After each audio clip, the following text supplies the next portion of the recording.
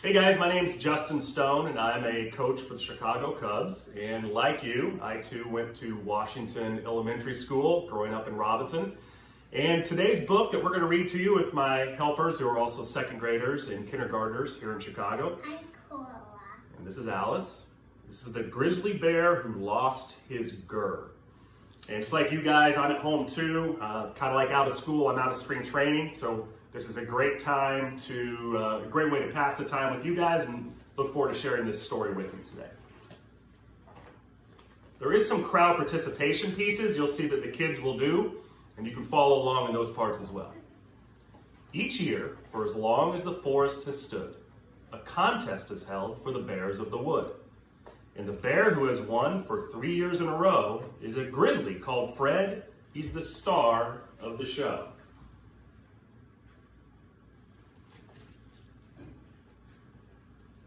A brilliant fish catcher, a fine hula hooper. It's scaring the humans, he's really quite super. There's one thing, however, for which he is known. When Fred does a loud grrr, he's out on his own. GRRRRR! You forgot to show him the other page. He's on his own too, all day long while he's training. There's no time for buddies, but Fred's not complaining. Who needs Jemimas or Davids or Sophies? My friends are my prizes, my medals, my trophies. He's won a lot of trophies there for his special GRRRR and fish catching abilities.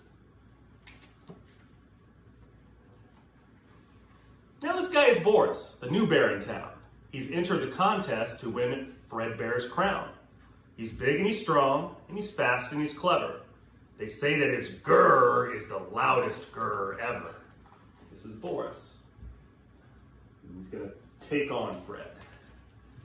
But why is he trying to keep out of sight, so sneaky and quiet in the still of the night? He's leaving Fred's cave. If you didn't know better, you'd swear that he had something under that sweater.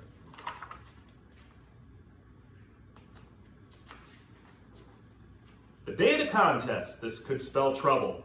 Poor Fred's woken up with no GRRRR in his bubble. What's terrible luck? What a shame, what a bore. 2 hours till the contest, Fred's lost his roar.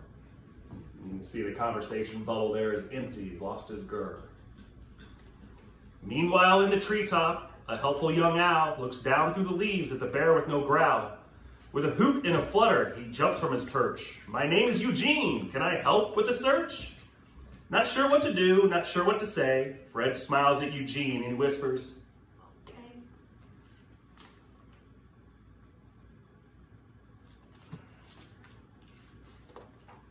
So they look in the greenhouse, they look in the shed, they look through the laundry and under the bed, the top of the wardrobe, inside it, behind it. They turn the place over, but they still can't find it. It's the greenhouse, and the shed, and the bedroom, and the dresser. Then Eugene calls Hetzbud. Soon she appears. I'm here for the hunt, and I've brought volunteers. An army of helpers are helping our hero. But how many growls do these helpers find? 0. He's got friends of the forest trying to help find his GRRRR. Uh-oh, now it's time for the contest to start. Come along, Fred. Get a move on. Think smart. Good luck, shouts Eugene when Fred leaves in a hurry. We all come along to support you. Don't worry. There's the Best Bears in the Woods contest.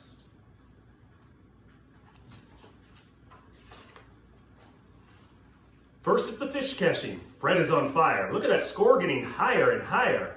Next, the hula hoop. Boris is spinning. With 5 more than Fred, he is definitely winning. It's scaring the humans, it's hard to deny. They're both pretty scary. Let's call it a tie.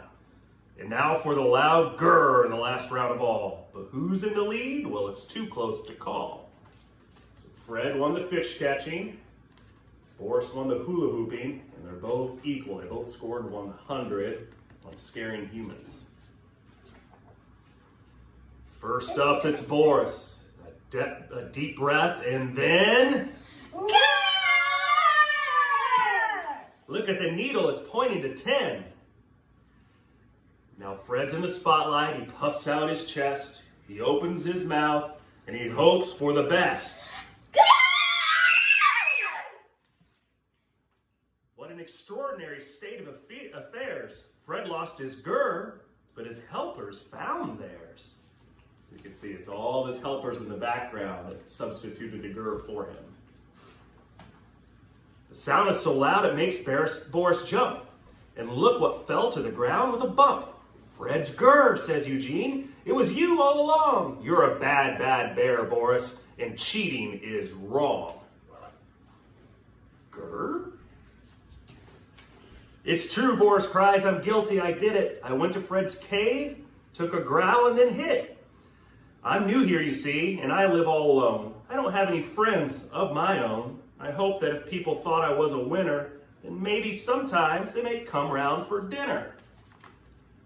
So Boris just was new in town and wanted to be accepted and thought winning the contest would give him more friends. But he cheated to do it, didn't he? Yeah, not good. Fred looks at Boris, and what does he see? A bear who's not all different from he. A bear who is lonely, a bear who is sad. A bear who is maybe not totally bad. I think we're both winners, says Fred, and what's more, I'd like to be friends, and he holds out his paw. Really, says Boris, who got to his feet, gives Fred a bear hug. Oh, isn't that sweet?